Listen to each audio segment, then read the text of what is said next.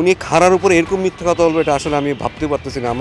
আমি কিভাবে ছেলেদের সামনে আসলে মুখ দেখাবো? উনি এইভাবে ইউটার্ন নিবে। উনি একটা শিক্ষক মানুষ, ঢাকা ইউনিভার্সিটির শিক্ষক। উনি এইভাবে মিথ্যা কথা বলবে এটা আসলে আমরা আসলে মানতে পারতেছি না। প্রশ্ন হলো, টাইগারদের সহকারী কোচ হঠাৎ কার বিরুদ্ধে মিথ্যাচারের অভিযোগ আনলেন?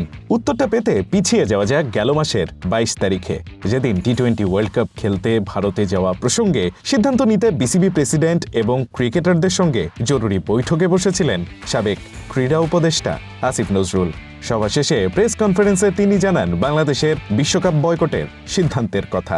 এই যে সিকিউরিটি রিস্কের কথা বিবেচনা করে ভারতে বিশ্বকাপ না খেলা, এটা আমাদের সরকারের সিদ্ধান্ত। অথচ এ কথার 3 সপ্তাহ না পেরোতেই দায়িত্ব ছাড়বার দিন ইউটার্ন নেন অন্তর্বর্তীকালীন সরকারের এই উপদেষ্টা। আমাদের কি সিদ্ধান্ত নিয়েছে বাংলাদেশের ক্রিকেট খেলোয়াড়রা, ক্রিকেট বোর্ড, তারা নিজেরা স্যাক্রিফাইস করে দেশের ক্রিকেটের নিরাপত্তার জন্য, ক্রিকেটারদের নিরাপত্তার জন্য, দেশের মানুষের নিরাপত্তার জন্য বাংলাদেশের মর্যাদার প্রশ্নে যে ভূমিকা রেখেছে, আমার মনে হয় যে একটা অনুকরণীয় দৃষ্টান্ত হয়ে থাকবে। বিশ্বকাপের মতো গুরুত্বপূর্ণ ইভেন্ট বয়কটের অবস্থানকে ক্রিকেটারদের এবং বিসিবির ওপর চাপিয়ে দেওয়ার এমন অদ্ভুত ঘটনায় ক্ষুব্ধ সালাউদ্দিন তাই রাখেননি কোনো রাগঢাক।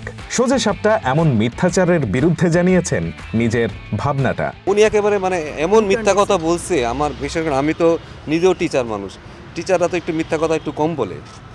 কারণ উনি খাড়ার উপরে এরকম মিথ্যা কথা বলবে এটা আসলে আমি ভাবতে পারতেছি না। আমি কিভাবে ছেলেদের সামনে আসলে মুখ দেখাবো? ছেলেরা উনি এইভাবে ইউটার্ন নিবে। উনি একটা শিক্ষক মানুষ, ঢাকা ইউনিভার্সিটির শিক্ষক উনি, একটা আমার দেশের সর্বোচ্চ বিদ্যাপীঠের একজন মানুষ। উনি এইভাবে মিথ্যা কথা বলবে এটা আসলে আমরা আসলে মানতে পারতেছি না। মানাটা আসলে কিভাবে মানবে এটা আসলে আমার বলার মতো না, যে উনি কি বলে আসলো আর উনি এসে কিভাবে ইউটার্নটা নিল। টি-20 বিশ্বকাপ টাইগাররা খেলতে চেয়েছিলেন কিনা আর মিস করাটা কেমন প্রভাব ফেলেছে ক্রিকেটারদের মনে, খানিক বাদেই অকপটে সেই উত্তর দিয়েছেন জাতীয় দলের এই সহকারী কোচ। দেশের সিদ্ধান্ত যদি দেশের কারণে হয়ে থাকে সেটা তারা স্যাক্রিফাইস করবে। বাট যদি বলেন ক্ষতির কথা বলেন, শুধু পার্সোনাল ক্ষতির কথা আমি বলবো না। পার্সোনাল ক্ষতি, একটা ছেলে মানুষের ডিম আমি স্বপ্নটা শেষ করে দিচ্ছি। আমি তো জানি আমার 2টা প্লেয়ার কোমাতে চলে গেছিলো, 5 দিন ধরে কোথায় বলে হারাই গেছিলো। তারে যে আমরা ওই যে টুর্নামেন্টে মাঠে ফিরে আনতে পারছি, ওইটাই বেশি। আমার মনে হয় এটাই সবচেয়ে বড় সাকসেস কোচিংয়ে আমার জীবনে। দেশে মাঠে আসছে, এসে আবার রান করছে। Rayan Ahmed, one sports desk.